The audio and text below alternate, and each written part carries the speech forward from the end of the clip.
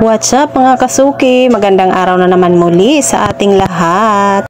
Binago ko na naman nga ang ayos ng aming lamisa at ng mga upuan ko. Nagsasawa na nga kasi ako sa ayos.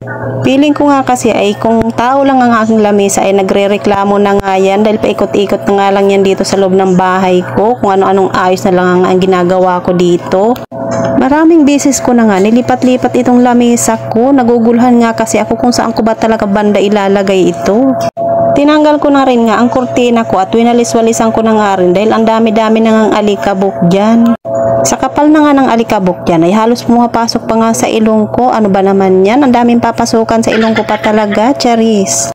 Sa tagal ko na nga hindi nalilinisan dito ay ang kapal na ng alikabok dito sa sahig kaya naman talagang tinanggal ko pa ang floor mat dyan para lang matanggal lahat ng dumi. At habang patuloy lang nga ako sa aking pagwawalis ay nangangati na ang ilong ko at ako'y nababahing-bahing na kaya naman kumuha na ako ng damit at tinakpan ko ng pagmumukha ko. Kung bakit ba naman kasi yung nakatago na ng dumi ay pilit mo pang kinakalkal, charis. Para kasing lihim na baho lang yan ng isang tao, wag mo nang kalkalin para hindi mangamoy, charis. Oh, baka may matamaan na naman dyan, wag nga kayong charis. Maglinis ka na lang kasi dyan, ang dami mo pa kasing sinasabi. Kaya ka nasasabihan ng mayabang, pakialamera ka kasi, charis. Sa tagal ko nga kasi magwalis dyan ay naiinip na yung aking asawa. Siya nga lang kasi ang katulong ko magbuhat ng lamisa at mga upuan, hindi ko naman kasi kakayanin mag-isa.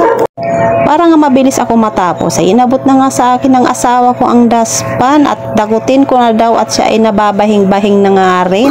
Huwag ko na nga rin daw linisin ng sobra, baka kumuti na ng sobra yan, magkakaroon din naman daw ulit ng dumi yan.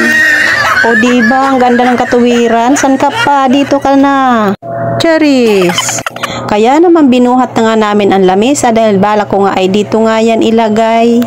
At hindi pa rin nga ako kontento kaya nga tinitig-titigan ko pa nga yan, parang nagdadalawang isip na naman nga ako. Pero ang ending, upuan pa rin ang nilagay dyan at hindi naman ang lamisa. O diba sabi ko nagbago ang isip. Kaya naman pinagpatuloy ko na nga lang ang paglilinis ko dito sa patungan ng TV. Pati nga yung TV ko ay pinunas-punasan ko na nga at aking mga speaker, charis. Ang hirap talaga kapag binago-bago mo ang pwesto ng mga gamit dahil kailangan mo pa itong linisin lahat. O bakit ka nagre-reklamo? Sino bang may sabing guluhin mo yung bahay mo? Ikaw lang naman ang may gusto, charis.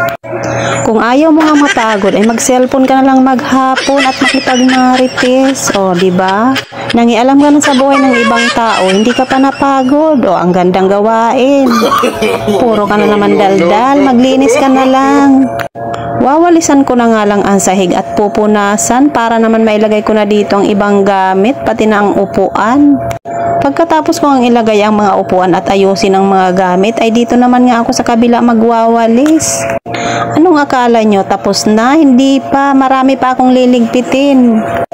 Puro ka kasi daldal. Kung kaninang pabinilisan, di sana tapos ka na, charis. Pinunasan ko na nga ang sahig para matapos na. Hanggang dito na lang mga kasuki.